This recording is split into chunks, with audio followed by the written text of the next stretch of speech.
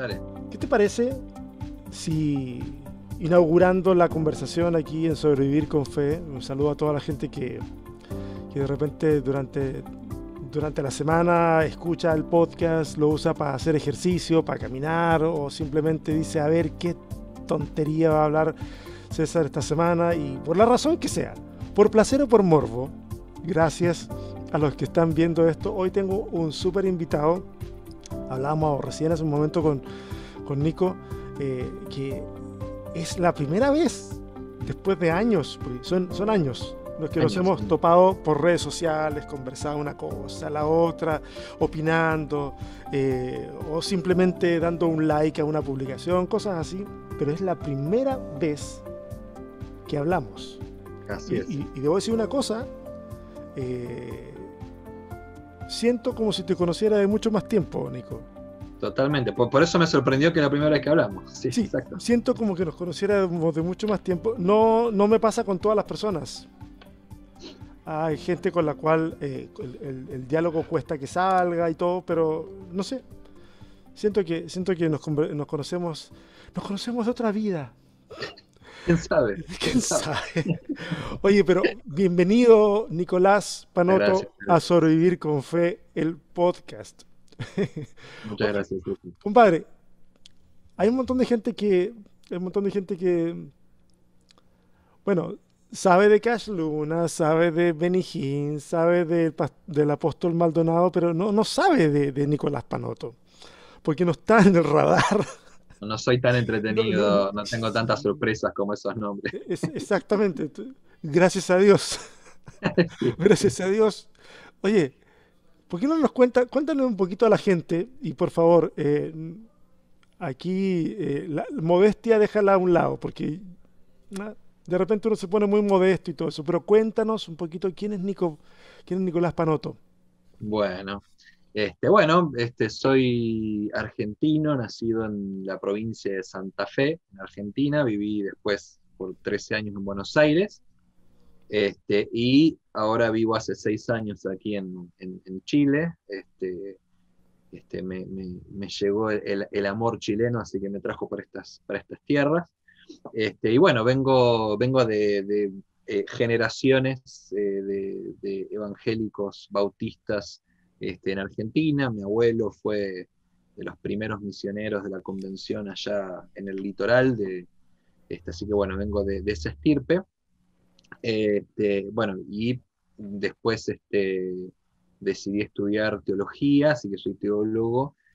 Comencé mis estudios en el Bautista, después los culminé en el que era el Instituto ICEDET, en Buenos Aires, así que ahí terminé mi Célebre. licenciatura. Sí, lamentablemente lo que fue ICEDET. Así que bueno, ahí hice mis estudios en teología y bueno, en vistas de mis intereses, siempre me interesó mucho en cómo me enseñaron teología, del trasfondo social, trasfondo político del texto bíblico y demás. Siempre ese tema a mí me llamó la atención y decidí irme por el lado de las ciencias sociales. Así que saqué una maestría en antropología social y política y mi doctorado en ciencias sociales, investigando todo lo que es la vinculación entre religión y política. Hice una investigación de una comunidad pentecostal ahí en Buenos Aires, pero bueno, siempre metiendo el tema teológico. Y bueno, desde la teología he trabajado mucho lo que es la teología pública, y lo que es la teología postcolonial, que no son temas, que no son corrientes muy en boga dentro del mundo de la teología en sí mismo, en América Latina, pero bueno, justamente queriendo crear algunos espacios en ese sentido. Y bueno, en términos de trabajo, fundé hace 12 años atrás, precisamente después de trabajar en varias organizaciones basadas en la fe y demás, un espacio que hasta diciembre del año pasado se llamó GEMRIP, Grupo de Estudios Multidisciplinarios sobre Religión y Ciencia Pública. Ya te imaginarás por qué cambiamos el nombre, ¿no? Impronunciable tanto el largo como el GEMRIP en sí mismo. Todos pensaban que era una especie de medicamento para el estómago o algo así. Así que obviamente en Tómese su momento no lo pudimos cambiar. dos cápsulas ¿Cómo? de Hemrip, unas cápsulas en la Es que mañana, una en así, la es que tarde. después no te evoca eso. Así que bueno, en su momento dijimos qué hacemos, pero bueno, lo dejamos así porque ya nos habían empezado a conocer así. Pero bueno, justamente desde que estamos acá en Chile, que armamos una oficina acá y todo, decidimos hacer el proceso de cambio de marca, así que ahora nos llamamos Otros Cruces, justamente porque somos un espacio que fomenta cruces entre el mundo religioso y el mundo de sociedad civil, la religión y la política, las espiritualidades y el activismo por los derechos humanos. Así que bueno, estamos trabajando ahora, tenemos una oficina acá, pero somos un equipo grande que trabaja en este momento en más de 12 países de la región, de América Latina, básicamente haciendo temas de sensibilización sobre religión y política, sobre la incidencia religiosa en el espacio público, sobre temas específicos como laicidad, como libertad religiosa y demás. Y también trabajamos muy fuerte con temas de formación de organizaciones de sociedad civil no religiosas en estos temas, y la incidencia, por ejemplo, lo que se llama el sistema internacional. Básicamente nuestro trabajo más fuerte es en el sistema interamericano, es decir, en la OEA, en la Comisión Interamericana de Derechos Humanos, pero a partir de este año estamos trabajando bastante en Naciones Unidas, con varias secretarías, todo un proyecto que se llama Fe y Derechos, y también con algunas otras organizaciones basadas en la fe que están trabajando en la ONU con distintos temas. Así que bueno, ahí estamos trabajando, y bueno, de ahí viene mi vocación, tanto cristiana como teológica también. Bueno, tuve la oportunidad, por mi vocación a la escritura y demás, de publicar algunos libros en temas de religión y política, en temas de teología pública. Así que bueno, con esa vocación de mezclar estos mundos, ¿no? Algunos libros, algunos. Algunos libros, sí, sí, sí, sí. Sí, sí, sí, y ahora van a salir algunos más, esperamos este año. Así que bueno, esperando que sean aportes A al mí, mundo ¿sabes qué? académico. Yo escuchando técnico, y de repente la gente, uno escribe cosas u opina, y de repente es tan gracioso cuando a veces te llega no sé, te ha llegado algún comentario donde das la opinión sobre algo y alguien te pone abajo: tú no entiendes de nada de esto, tú no tienes idea de bla, no tienes... No. Y uno dice, sí, la ignorancia puede ser muy arrogante a veces. Sí, sí, sí, sí, sí, sí, sí. Y, y- y eso es un triste patrimonio del mundo de mucha gente en el mundo de la religión, de Sí, filtrar sí, sí. todo solamente por las tripas de uno, y no darse cuenta de que del otro lado de la pantalla, del otro lado del diálogo, hay alguien que está aportando algo desde haber investigado, no desde que en la mañana me levanté y se me prendió una luz y dije yo, voy a escribir de política. No, de alguien que a lo mejor sí le pudo haber pasado eso, pero después de haber estudiado y estudiado y haberse sometido a la prueba del tiempo y a la prueba del trabajo, no solamente a las académicas, y esa persona decide expresar una opinión. Es Sí, sí, bien sí, sí. distinto. Totalmente. No, sí, no es un trabajo. Esta mañana estaba pensando en eso, no me acuerdo por qué hecho en particular, pero justamente, o sea, se me venía esta frase que la tengo muy, muy presente, que uno escribe porque tiene vocación, nada más. Uno no escribe porque se le ocurre estudiar y ahora me pongo a escribir, menos aún porque uno se va a hacer millonario y puede vivir de esto. No, no, no, no Algo pasa, que no escriba pasa. algún bestseller sobre temas así que impacten, pero es una vocación y bueno, eso que vos mencionabas ahí es una manera de comprender la realidad que pega en el mundo religioso, que ha pegado particularmente en el mundo evangélico, ¿no es cierto? Esta cosa del antiacademicismo, ¿no es cierto? Que ojo, yo siendo académico hago todas las mea culpas, porque desde la academia teológica hay muchísimas cosas que no hemos hecho bien, como también, por ejemplo, intentar traducir, intentar usar otros medios. De hecho, por ejemplo, vengo de una reunión que tuvimos con otros cruces, decir, tenemos que crear otros espacios, o sea, seguir fomentando otros espacios de, de construcción del conocimiento, no de transmisión, de construcción, porque el podcast es uno de los grandes temas. Y no es un espacio solamente para transmitir, es un espacio de construcción de conocimiento, ¿no? Mm. Donde creamos instancias de diálogo, fomentamos intercambios, ¿no? Entonces, y acá está el tema, ¿no? ¿Cómo entendemos la construcción del conocimiento? Y bueno, yo creo que hay, obviamente, hay, como decir, la arrogancia de la propia ignorancia, pero también tenemos que deconstruir qué entendemos por conocimiento, estas famosas dicotomías entre teoría y práctica, ¿no? Y bueno, y también como que uno escribe porque se levanta una mañana, no, es un proceso Sí, y es de un proceso crisis largo. constante. Oye, ¿sabes qué? Yo tiro ideas, ¿ah? Si en algún momento esas ideas se transforman en semillas, no sé. Debiéramos hacer una novela Mm. sobre la bestia y el anticristo. Pero, Ajá.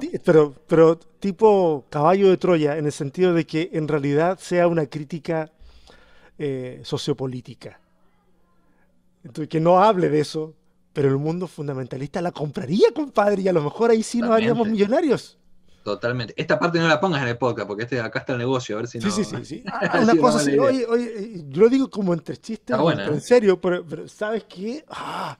Yo creo yo creo que al mundo que se aleja un poco de la parte conservadora, de repente nos falta pensar un poquito en términos de que no es que queramos, yo no quiero evangelizar a la gente para que piense como yo, pero sí me doy cuenta que necesito que la gente se aleje de ciertas narrativas que tiene de la vida o de la religión, que son tóxicas, no solamente para esas personas, sino para las que le rodean. Se construye una realidad tóxica alrededor. Y a Mm. veces nosotros no hemos sido muy buenos a la hora de poner una alternativa adelante. Ujú. Y bueno, y la gente tampoco quiere muchas alternativas distintas, por eso es que el tema el tema del caballo de Troya podría resultar interesante. Pero mira, la cuestión es también, es que nosotros a veces desde otros lados más abiertos y demás nos quejamos mucho de los fundamentalistas, los neoconservadores, ¿verdad? Pero lo que tenemos que hacer es imitar lo que ellos han hecho por mucho tiempo. Vos acabas de hablar de las novelas. No sé si vos te acordás, eh, a ver, yo siendo adolescente me comía estas novelas. ¿Te acordás de estas novelas? ¿Cómo era? Que hablaban sobre el anticristo, que hablaban sobre todo el Dejados conflicto. atrás. Dejados atrás. A ver, ¿quién no ha leído que venimos de espacios evangélicos conservadores, esas historias, esas novelas y otras cosas atrás, ¿no es cierto? Y tenemos que hacer eso. Eso ha alimentado generaciones. Mi generación, nosotros nos pasábamos ese libro entre el grupo de jóvenes de la iglesia y lo leíamos y lo comentábamos y las barbaridades que dice ahí las, la- la- las verduras teológicas que hemos sacado a partir de esa lectura y de cuestiones escatológicas y demás. Y bueno, pero y eso tenemos que hacer desde otra perspectiva. Sí, sí, yo creo que nos falta un poquito ahí algo de creatividad, algo de creatividad. Yo la otra vez hablaba con los muchachos de T Cotidiana respecto de empezar a producir un poquito literatura Claro. para niños, en donde se exploren otros aspectos de la fe, en donde se explore también esta curiosidad inherente del niño, de la niña, sobre esto que no entiende. ¿Ah? Esas preguntas, yo siempre a mis hijos cuando me llegaban con preguntas extrañas a la casa, extrañas para ser niños, yo siempre les decía, pregúntale a tu maestra de escuela dominical y después hablamos. Esa era la maldad dentro de mí, Claro, claro. ¿ah? La maldad dentro de mí expresada en mis hijos. Y ellos luego volvían con su testimonio de lo que había sucedido. Y, ok, sentémonos, hablemos un rato. Claro, ahí está. Pero bueno, oye, brother, tengo varias cosas de las que quiero que hablemos y no quiero quitarte mucho tiempo. Eh, Compadre, a mí me ha llamado mucho la atención eh, un fenómeno que hasta hace muchos años atrás yo lo veía muy fuerte en los Estados Unidos, que es la relación de cristianos y política. Y cristianos, sobre todo muy conservadores en el mundo de la política. Y eso es un fenómeno que se está trasladando al resto de Latinoamérica y se está trasladando con bastante fuerza. Voy a hacer una confesión. Cuando yo escucho de repente resultados de censos en donde dicen de que la población evangélica ha parado su crecimiento, a mí me da como alegría. ¿Sabes por qué? Porque cuando los resultados han sido positivos de crecimiento, he escuchado a cada idiota hablar acerca de que ahora entonces estamos posicionados como una fuerza política de transformación, casi casi que quieren una teocracia. Y yo digo, wow, qué lejos de la humildad del mensaje del Nazareno. Qué lejos de las expresiones de Jesús donde dice que mi reino no es de este mundo. Y no es que mi reino no tenga que ver con este mundo, sino que las reglas son distintas, las prioridades son diferentes. Y pareciera que el mundo evangélico está esperando, ansioso, como Gollum con el anillo, my precious, y ese my precious es el poder, ¿no? Y se está viendo mucho en Latinoamérica y me da mucha tristeza. Yo lo veo desde mi asiento acá, pero básicamente yo estoy involucrado en realidades, o trato de involucrarme en realidades que son más locales. Pero por la naturaleza de tu trabajo, tú estás viendo el espectro completo en Latinoamérica. ¿Cómo lo sientes tú? ¿Cómo lo ves tú?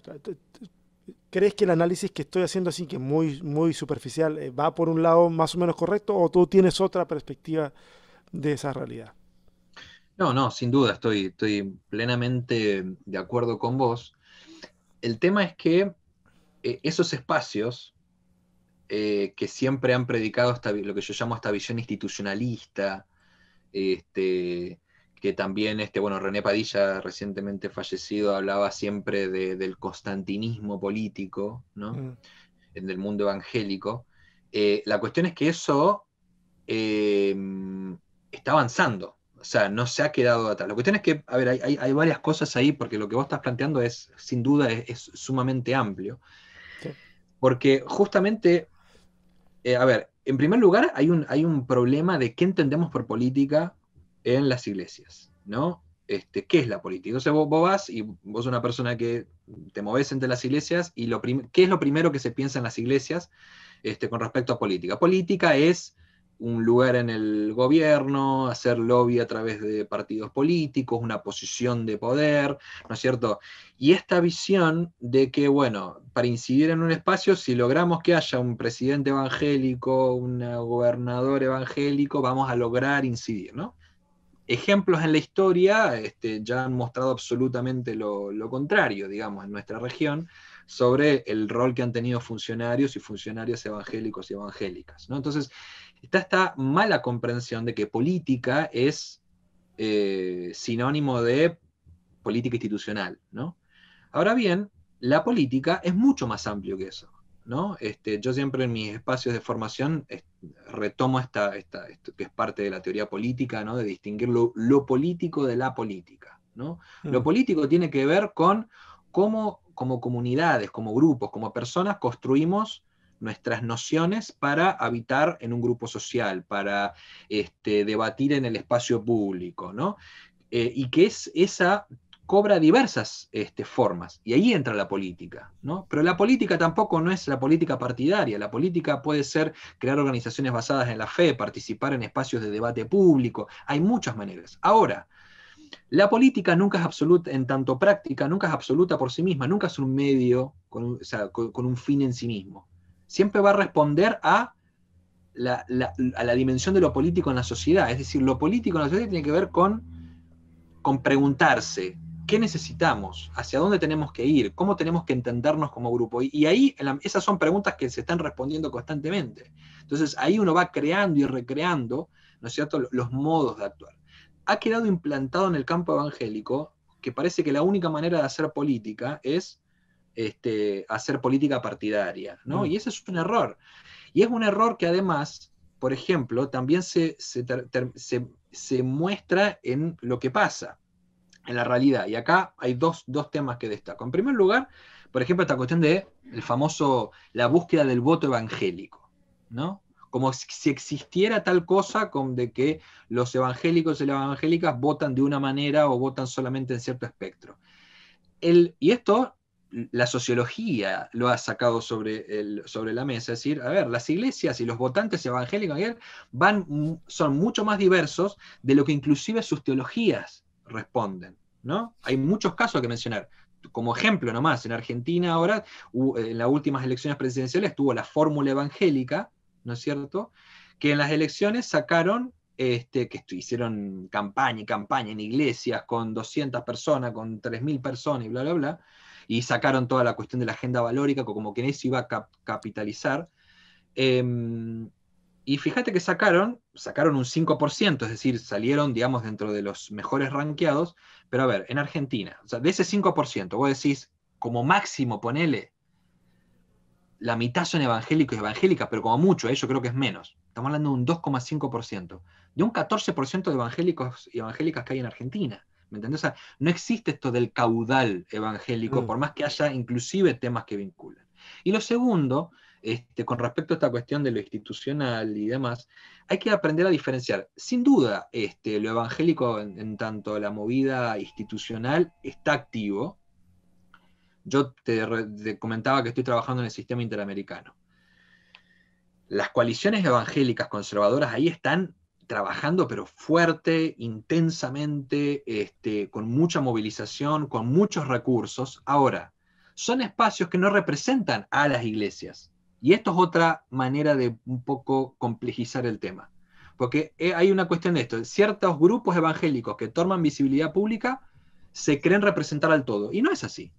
Y estos sectores tienen mucho poder de lobby, tienen mucha articulación con sectores políticos, pero no son representantes del todo evangélico. Entonces, ahora el desafío está en... Quieren hacer una sinécdoque política, tomar el, Es algo tomar así, el todo por una parte. Exactamente, lo dijiste de manera perfecta.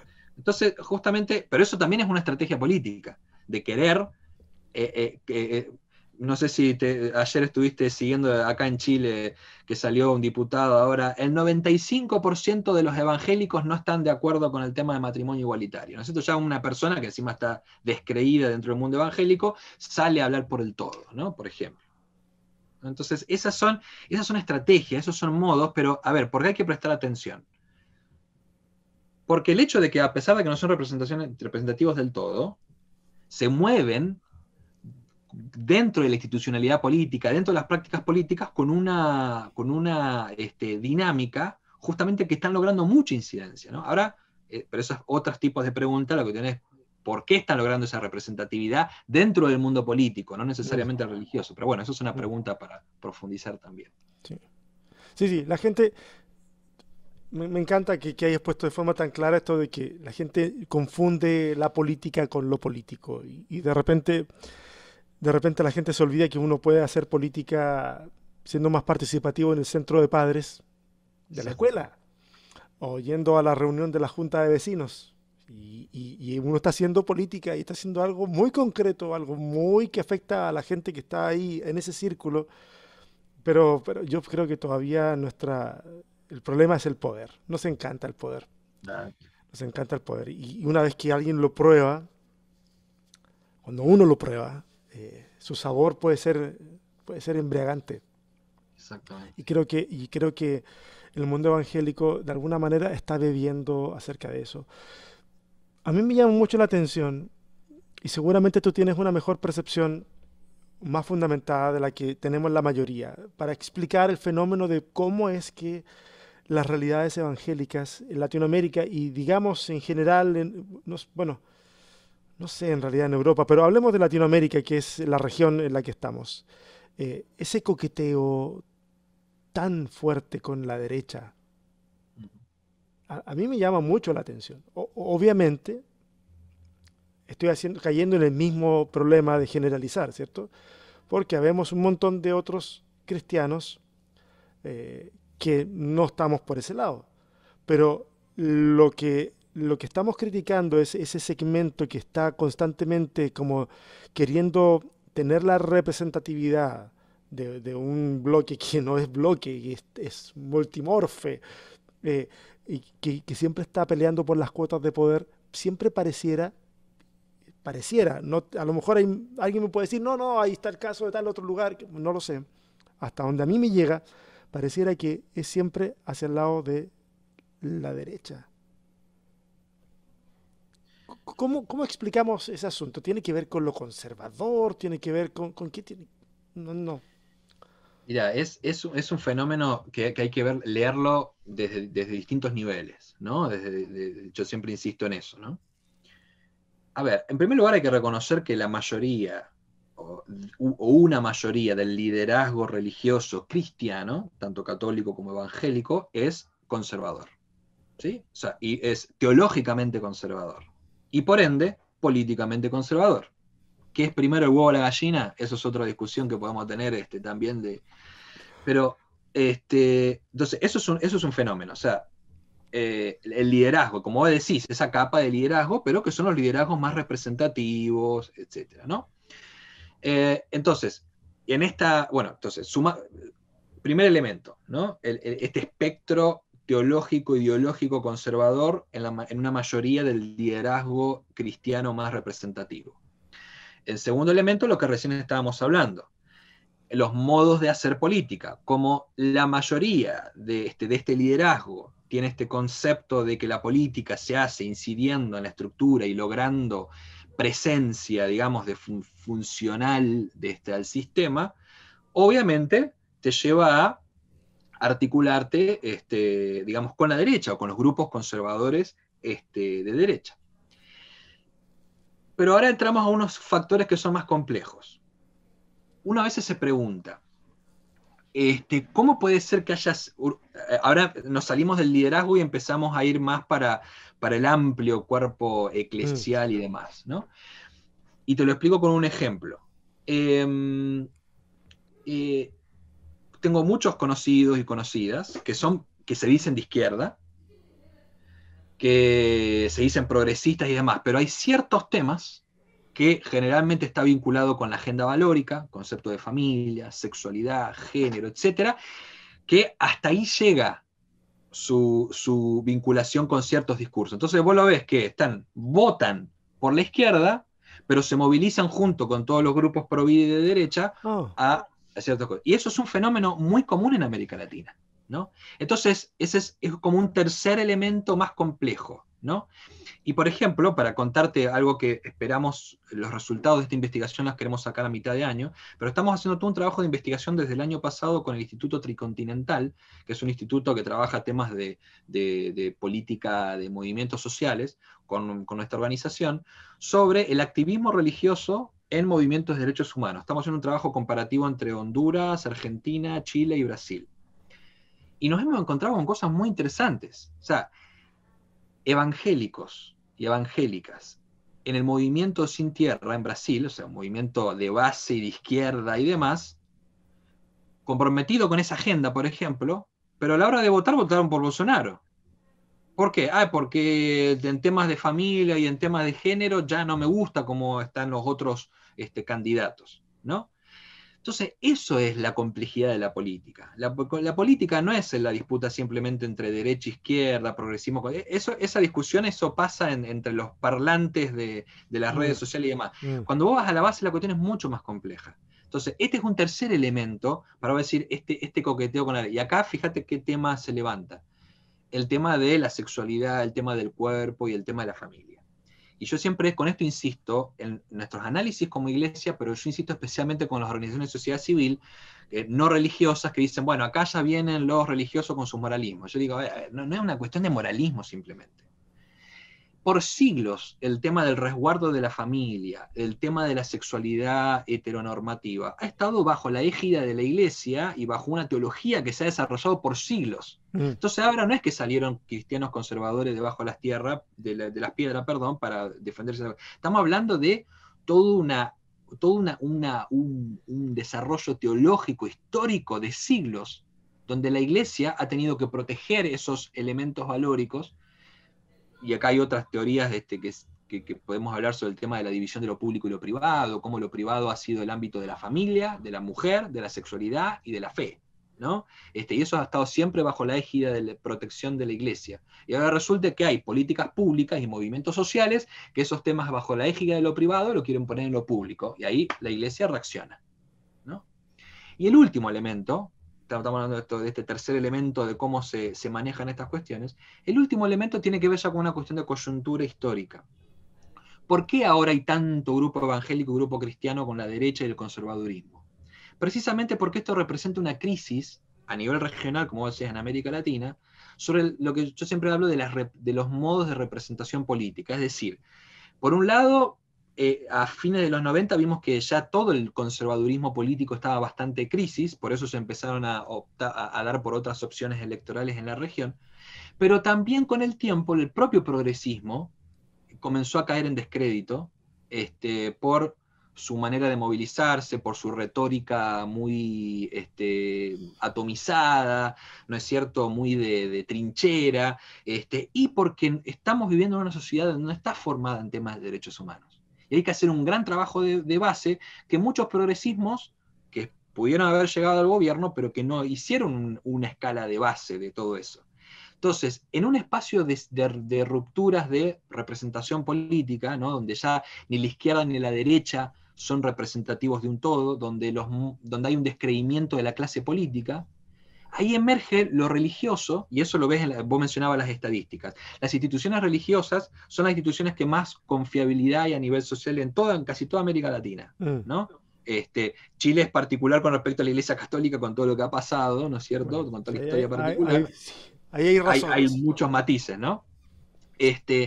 Pero esta coyuntura ha sido la que ha permitido de lo religioso se ha levantado y el discurso religioso, o mejor dicho, la manera religiosa de ver lo político y lo sociopolítico, se levantó en el medio de una manera en el medio de esta crisis, y se levantó como un espacio de representación que la derecha, que siempre es mucho más astuta históricamente que el progresismo y la izquierda con respecto a temas de religiosos, se subió. Esto es una teoría mía, ¿eh? Para mí fue la derecha y el conservadurismo político la que se subió y la que supo instrumentalizar mucho mejor la movilización religiosa, y eso le ha permitido justamente responder, y por eso tenemos un Bolsonaro, tenemos un Trump, tenemos un Kast acá en Chile, y otros personajes que se desmarcan desde la derecha o desde la izquierda, ¿no? Y se remontan en una especie de sui generis ultraconservador con una fuente religiosa muy, muy Muy ahí potente. potente. Pero nuevamente tiene que ver con esta crisis de coyuntura histórica donde lo religioso se ha levantado como una manera de ver la realidad que supera supuestamente estas maneras tradicionales, desgastadas de ver lo político, que siempre ha estado en esta oscilación entre derecha, izquierda, progresismo, conservadurismo, etc., ¿no? Entonces, todo ese, y podríamos mencionar tal vez algunos elementos más o ampliarlos más, pero ve que es muy complejo el escenario, ¿no?, Sí, de este coqueteo entre la derecha y la Mm, iglesia.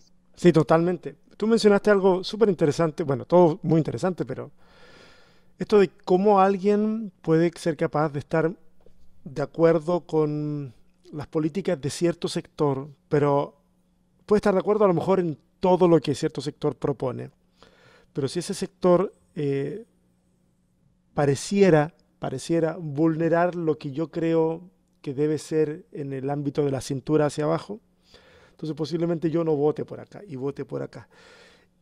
Y es algo a lo cual gente hoy en día está reaccionando en Chile.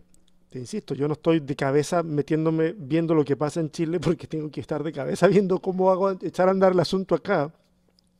Pero me llega la información y es lo que veo que está ocurriendo con el anuncio de Piñera. Claro. ¿Ah?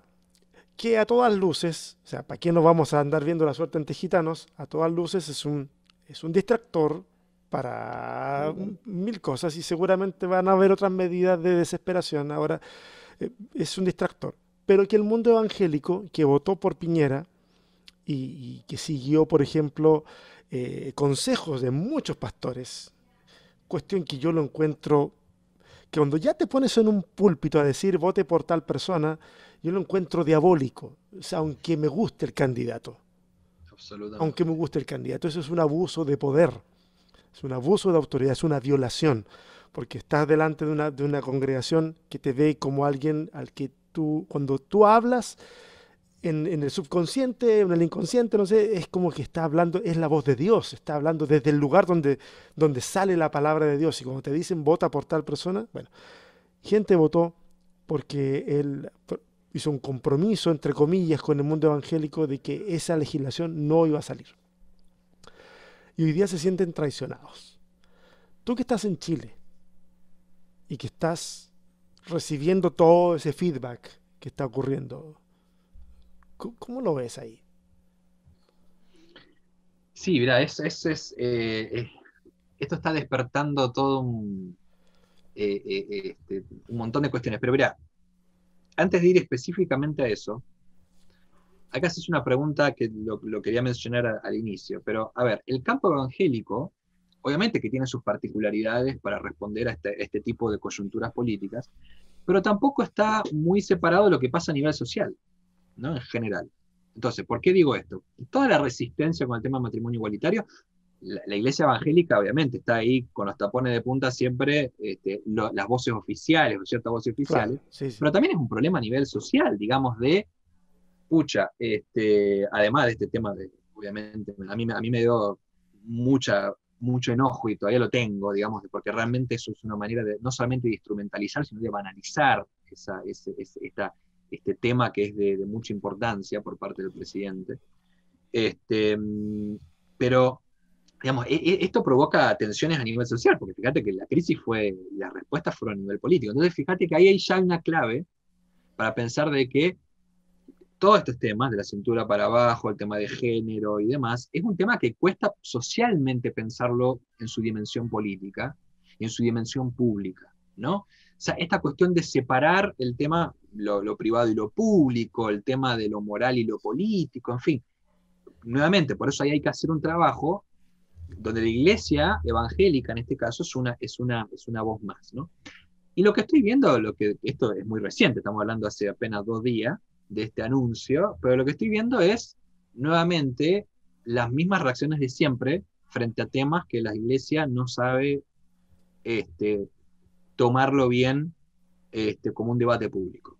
Como te mencioné recién, ya están algunas voces oficiales, o que se dicen oficiales, Sí. ¿no? Las Ya voces salió oficiales, extraoficiales, porque no oficiales y son oficiales. extraoficiales, exactamente, ¿no? Entonces ya salió la cúpula católica a decir lo que Dios quiere y lo que la iglesia siempre habla es solamente matrimonio de hombre o mujer. Ya salió Durán a plantear de que el 90, como te decía, el 95% del campo evangélico piensa, este, digamos, está en contra del matrimonio igualitario. Después, muy interesante, por ejemplo, un constituyente muy conocido ahí por tus pagos ahí diciendo que se quiere Salir del salir porque partido. esto ¿Cómo? Se quiere salir del Que partido. quiere salir del partido porque este ha sido una decepción de tratar esos temas. En fin, en primer lugar, esa es mi reacción. Estoy viendo como que es la cúpula, nuevamente, la cúpula de la iglesia, de esos liderazgos más visibles, está reaccionando como siempre, de manera corporativa, de querer representar al todo, y nuevamente, de no ver un poquito más allá de la importancia que tiene esto en tanto tema público, en tanto agenda pública, ¿no? Yendo al nivel de las bases, bueno, uno se encuentra de todo, ¿no? Se encuentra mucho silencio, los silencios también hablan, ¿no? Los silencios te pueden decir muchas cosas. Estoy hablando del cuerpo creyente en general. Los silencios te pueden decir que no sé, no opino, te pueden decir estoy de acuerdo pero no me conviene hablar, no me interesa, no manejo tantas herramientas. Hay mucho que ahí que se puede plantear. Ahora, mi inquietud con respecto a esto, y ayer hice un posteo justamente hablando de eso, que a ver, yo soy parte del campo evangélico. Yo fui una persona conservadora, y yo sé que no es fácil trabajar con estos temas, ¿no? Y ese es mi compromiso. Y de hecho, yo tuve mis procesos y estoy en un momento donde yo prefiero los cambios con todo lo que el proceso que eso lleva. Por eso para mí el activismo político es un trabajo pastoral y yo veo mi trabajo de concientización como un trabajo pastoral porque yo sé lo que es. Una persona no va a cambiar esa, y esto siempre lo planteo. No es que vos hacer cambios en tu fe tenga que ver con, como cuando vas a la universidad, sos medio liberal, lees a Gramsci, te gusta Gramsci y te transformás en un marxista. No, no es tan así, no es así la cuestión de la fe. La fe vos tenés que romper con cuestiones muy internas, ¿me entendés? No es que lees sobre el tema de género, feminismo y teología Y y ya te quedaste. convence. Es una cuestión de piel, es una cuestión de dimensión afectiva. Mm. Entonces, eso lleva todo un trabajo que tenés que hacer. Entonces, yo entiendo, Por eso duele mucho. duele mucho porque vos no cambiás tu ideología simplemente, vos cambiás tu forma de ver a Dios. Y si vos cambiás tu forma de ver a Dios, se te va todo, se te mueve toda la estantería. Entonces, eso conlleva un proceso. Entonces, yo entiendo que hay que hacer ese proceso, que hay que hacer un trabajo de base, que hay que hacer un trabajo, que esto no es un trabajo simplemente panfletario. Lo panfletario no digo que no tiene que estar, pero lo panfletario lo voy a dejar para cuando me confronto con estos líderes que están haciendo tema político. Listo, lo panfletario lo dejamos ahí. Pero si vamos a trabajar con las bases, es un trabajo justamente lento, un trabajo que tiene que ver con Biblia en mano, con mucha charla, con acompañar y cómo trabajar los miedos, los temores, pero esto realmente a mí me dijeron que era así, y no, es un trabajo largo, pero volviendo a tu pregunta, justamente lo que espero en esta coyuntura, que yo la veo que es muy rápido, digamos, porque de hecho ayer escuché que el gobierno se lo quiere sacar encima para el próximo mes, inclusive, bueno, va a ser un desastre, pero yo espero que realmente desde los espacios que estamos trabajando con las bases, hagamos un buen trabajo de debate público. Y lo digo esto por inclusive los espacios que no están a favor del matrimonio igualitario. Vos podés tener muchas observaciones con respecto al tema, bíblicamente, y lo entiendo, pero al menos, si vos querés tener una vocación pública, o sea, ¿qué significa ser vocación pública? ¿Qué significa formar parte del espacio público? Un espacio que es diverso, un espacio que vos no podés agarrar y decir, porque en la Biblia dice tal cosa, que ya es un tema debatible en sí mismo, vos si formás parte de un espacio público tenés que aportar a consensos. Y para aportar al consenso tenés que aceptar al otro y a la otra, tenés que sentarte en un espacio. Entonces, inclusive desde tu disidencia con este tema, ¿por qué no nos sentamos a hablar y hacemos un espacio de diálogo público en vez de panfletario, en vez Mm. de simplemente tirar piedra? Hagamos un diálogo en serio. Va a ser Voy a decir que difícil, la ¿ah? Biblia... ¿Cómo? Va a ser difícil. Va a ser muy difícil. Yo sé que estoy siendo utópico y más me atrevo a decir, y esto lo digo también porque yo puedo estar viviendo acá, pero también sigo siendo extranjero en muchas cosas, pero en Chile es muy difícil eso. En Chile particularmente es muy difícil, ¿no? Oye, Lograr Nico, ese diálogo. Nico, ¿tú crees de que alguno de estos pastores, de estos que osan hablar por todos, se atreverían, y se me está ocurriendo recién, se atreverían a hacer una consulta popular en sus iglesias anónima, anónima, 100% anónima, en donde le preguntaron a la gente si usted está de acuerdo con esta legislación, sí o no? Anónimo, nunca nadie va a saber quién dijo que sí, nunca nadie va a Sería saber quién muy dijo que no, interesante. pero que se atrevieran a decir como para tener un muestreo donde diga uno que a lo mejor signifique un golpe de humildad y de decir, ah caramba, esto sí tenemos que conversarlo. Sí, aquí no solamente es una lucha por legislaciones, esto es una cosa que tenemos que hablarla. Claro. Oye, Nico, disculpa que voy a saltar de tema. Saltar de tema porque este tema nos puede, nos pone, que nos ponemos a conversar ahora de este asunto y después podemos saltar a Colombia y seguir hablando y... ok, tenemos que hacer otra conversación, ¿ah? Pero Ya tenemos el capítulo 2. Sí. ya tenemos que hacer capítulo 2. Pero hablaste acerca de, al principio cuando te presentaste, y yo lo tenía dentro de lo que quería conversar contigo también hoy, acerca de el tipo de teología que propones, que combina esto de lo político también, y hablaste acerca de la descolonización. Eh, Explícanos un poquitito para que todos podamos entender qué, qué entiendes tú por descolonizar y qué sería hacer una teología descolonizadora. Como, o postcolonial, no sé cuál es la expresión más correcta en este caso, Sí. pero está dentro de la misma familia. Explícanos un poco y Exactamente. corrígenos.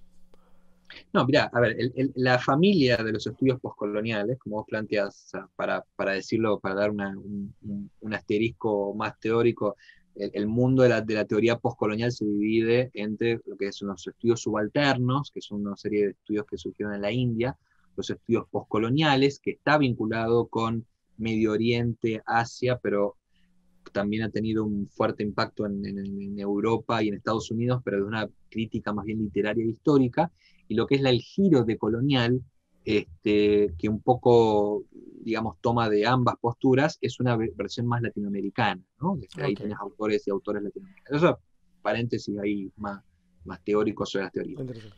pero toda la familia postcolonial, básicamente lo que plantea es lo siguiente, es decir que los procesos de colonización, más allá de que no vivimos en instancias de colonialidad directa, los procesos de colonización han dejado marcas en nuestras maneras de relacionarnos, que tienen que ver con cómo comprendemos la realidad y que no tienen un origen simplemente hace unas décadas atrás o con post Segunda Guerra Mundial y demás. Hay elementos que vienen y que se han transformado en sentido común y que vienen desde mucho tiempo atrás. Un sociólogo peruano que se llama Aníbal Quijano, él plantea que hay tres tipos de colonialidades que aún se mantienen hoy. La colonialidad del ser, es decir, una manera de comprender quiénes somos como sujetos, ¿no es cierto? Y él plantea básicamente, por ejemplo, ahí todos los problemas de el tema racial, ¿no? El tema de género, las diferencias entre hombres y mujeres, el tema de entre supuestas razas, y todo el tema de los conflictos por el color de piel, todo el tema de la migración. Eso tiene un bagaje ya de siglos y que viene desde los procesos de colonización.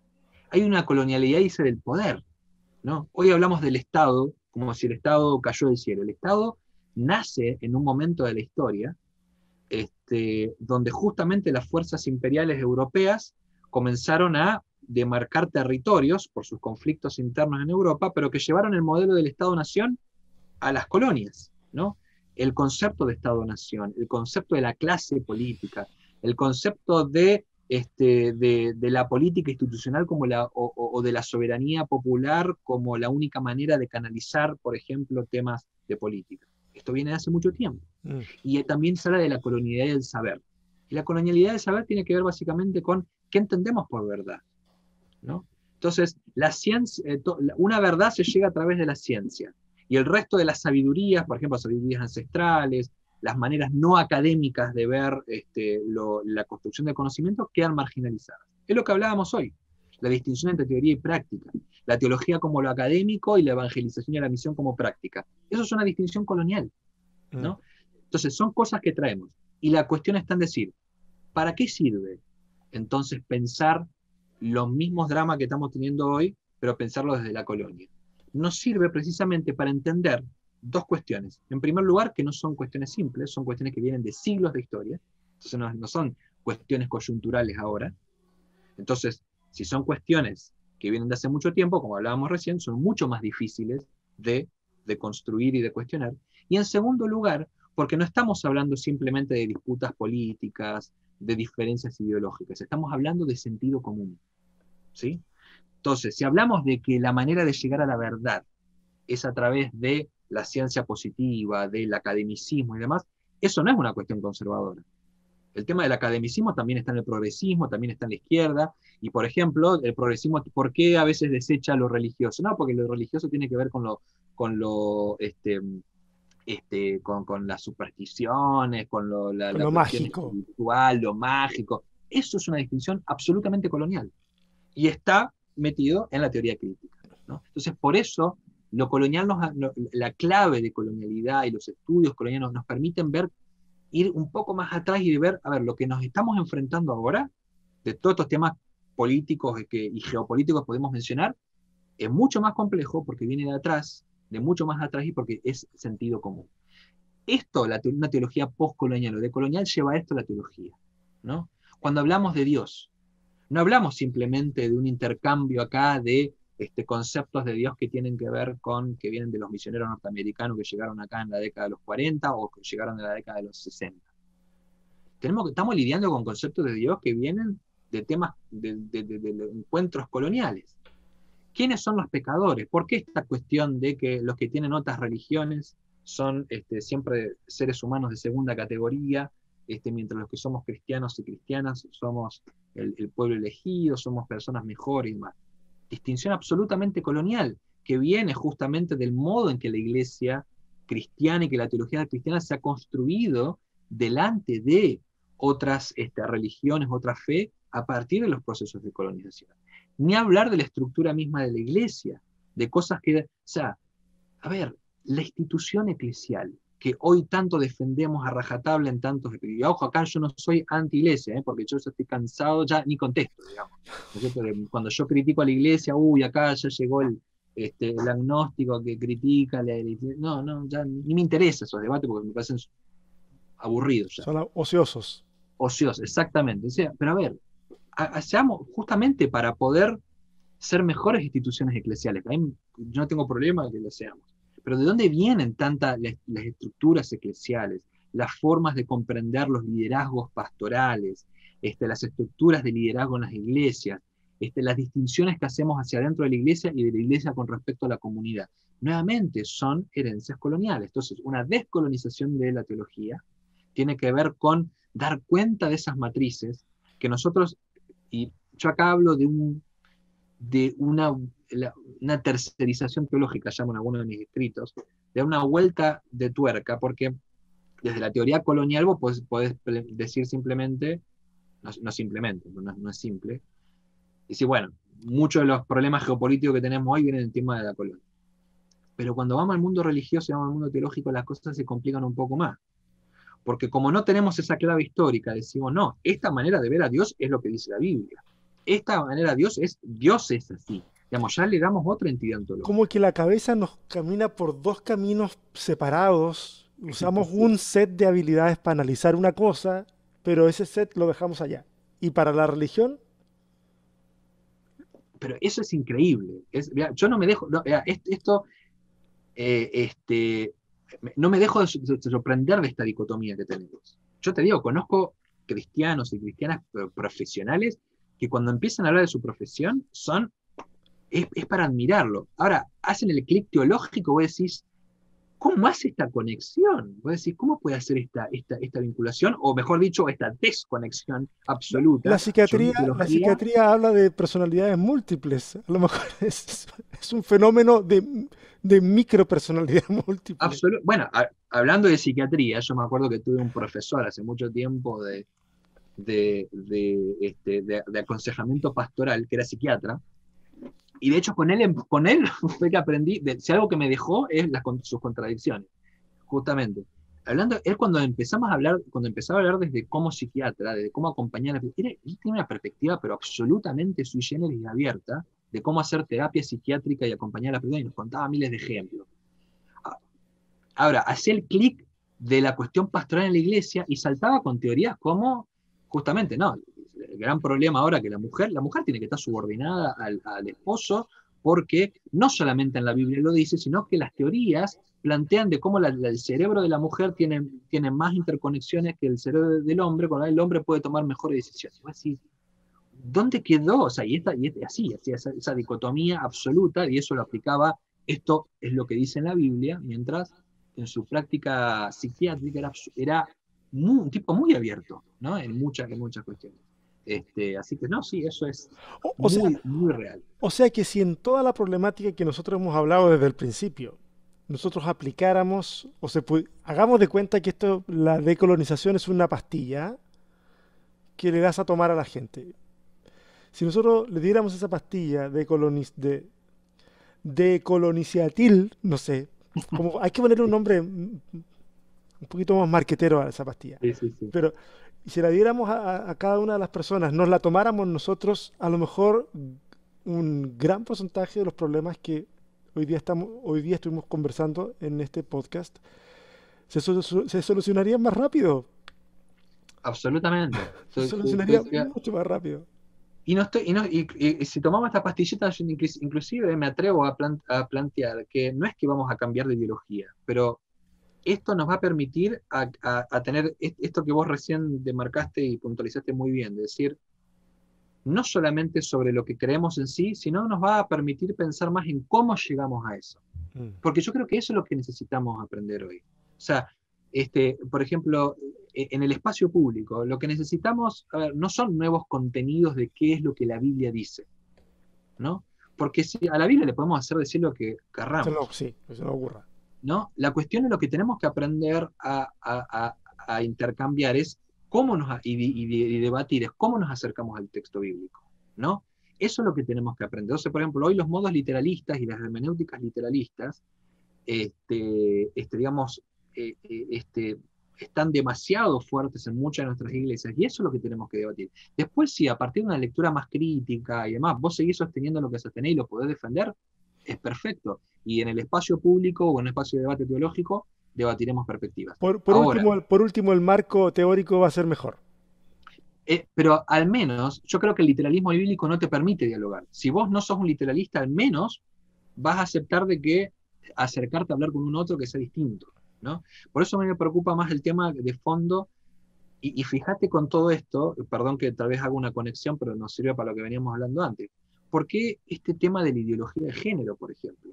El problema de ideología de género no es solamente el tema de su contenido. El tema de que la ideología de género es una hermenéutica que absolutiza temas que no te dejan salida. Entonces vos directamente, bueno, los ideológicos son los otros, yo estoy del lado de la Biblia, la fe y la ciencia, ¿no? De la Ya verdad. está, no tenés opción. No tenés opción. Entonces, nuevamente, el problema, ni siquiera estoy diciendo que las personas que critican los temas de fondo de la ideología de género no sigan creyendo ahí. Pero no me metas el mote de ideología de género porque no me das posibilidad para hablar, y en segundo lugar vos te pones en un lugar de verdad absoluta y de cero subjetividad que tampoco me permite dialogar, ¿no? Entonces, por eso digo, la descolonización pasa por cómo deconstruimos nuestros modos de comprendernos en la realidad, de cómo dialogamos, de cómo construimos conocimiento, y en este caso conocimiento bíblico, de fe, teológico, de los modos. Podemos llegar a muchos caminos distintos y podemos seguir insistiendo en eso, pero lo que debemos descolonizar es cómo caminamos, cómo nos acercamos. Qué bueno. Nico, tú eres de las pocas personas que he visto que pone mucho de su material para libre descarga. Sí. ¿Dónde podemos encontrar? Porque yo estoy seguro que si alguien se comió todo este podcast, va a querer saber un poco más, va a querer leer un poco más. ¿Dónde encuentran? ¿Dónde lo pueden encontrar? Mira, la mayoría de mis materiales están, una parte en el sitio de nuestra organización, que es otroscruces.org, y después en mi página de academia, academia.edu, si digamos, ahí subo mucho de todo el material que puedo en términos de ensayo y demás. Y si en academia, se meten en academia.edu y ponen en el buscador Nicolás Panoto, ahí le va a aparecer mi perfil y ahí está todo el Sale, mira, material. yo lo que voy a hacer es que voy a buscar eso y lo voy a poner como dirección aquí abajito. Entonces, Buenísimo. ahí para que no lo voy a poner como link, pero por lo menos no está tan difícil buscarlo. Ahí pasan a la otra Sí, sí. página, lo buscan, está fácil. Y va a estar muy bueno porque es material de altísima calidad y lo van a poder acceder gratuitamente y eso está fantástico. Nico, disfruté mucho la conversación, mucho, mucho. Y Gracias, yo también. cuando te digo que tenemos que conversar de nuevo, Cuando quieras. lo digo de verdad porque está muy bueno. Siento que quedan muchas cosas ahí para hablar. Ojalá que la gente pueda ver el valor de lo que significó la conversación de hoy y puedan asimilar algo. Asimilar algo. Por último, que les sirva para conversarlo con alguien más. Y eso ya puede generar algo bueno. Cuando uno decide hablar de algo, ya eso es un paso en la dirección correcta. Así que, Y que sugieran temas, que te hagan llegar, y que nos hagan llegar sí, temas, intereses, preguntas, y seguimos en diálogo. No hay ningún problema. muchas gracias, Nico. De verdad que Gracias sí. a vos, Te César. deseo lo Fue muy mejor, lindo te deseo dialogar. lo mejor. Te deseo lo mejor en lo que estás haciendo en Chile. Gracias por estar allá. La verdad que, te lo digo como chileno, creo que tu presencia en Chile, en lo que estás haciendo, es un tremendo aporte. De verdad que sí. Y le está Buenísimo. sirviendo a mucha gente también para animarse a pensar fuera del esquema que hemos heredado. Sí, sí, ese es el Exacto, asunto y por exacto. eso duele. Exactamente, exactamente. Bueno, espero que así sea, y la verdad que ese es mi compromiso también. Ojalá que aporte para eso. Y a toda la gente que hoy día se detuvo un rato a escuchar o a ver este podcast, muchas gracias. Compártanlo. Si creen que vale la pena compartirlo, combátanlo. Si creen que vale la pena combatirlo también, dejen sus comentarios de amor, odio, lo que sea. Va a ser bueno, alimenta el algoritmo. ¿Ah? La gente no se da cuenta que hasta cuando te manda odio, alimenta el algoritmo y a otra persona le aparece y se vuelve a ver. Y eso es fantástico. Así que un abrazo para todos y todas. Nos vemos o nos escuchamos la próxima semana. Mayéutica.